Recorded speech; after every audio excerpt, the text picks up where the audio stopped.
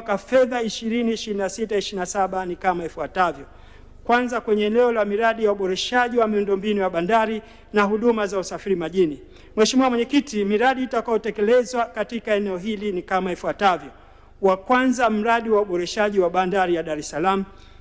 Miradi mingine itakayotekelezwa uboreshaji wa bandari itatekelezwa kupitia mapato ya ndani ya TPA, ikiwemo uboreshaji wa bandari za mwambao wa bahari ya Hindi ambazo ni bandari ya Bagamoyo, bandari ya Mtwara yani kisiwa Mgao, na bandari ya Maziwa Makuu ambapo ni bandari ya Mwanza North, bandari ya Mbamba Bay, na mradi wa uboreshaji wa bandari ya Kigoma, na mradi wa ujenzi na ukarabati wa meli katika Maziwa Makuu.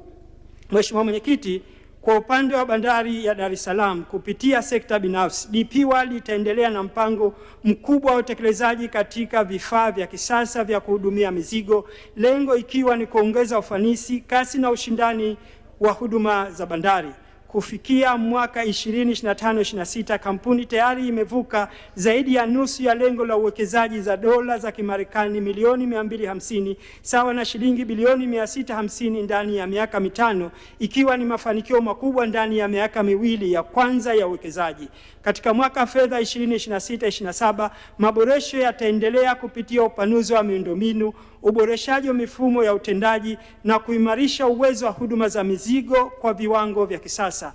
Miongoni mwa mipango hiyo ni upanuzi wa mitambo ya kisasa ya upakiaji na upakuaji yani cranes, ujenzi wa mageti mawili yanayounganisha bandari na barabara ya Nelson Mandela, pamoja na uwekezaji katika mitambo ya kushushia shehena za kichele yani dry bulk utakaoongeza uwezo kwa 65% hadi kufikia takriban tani milioni 5.5.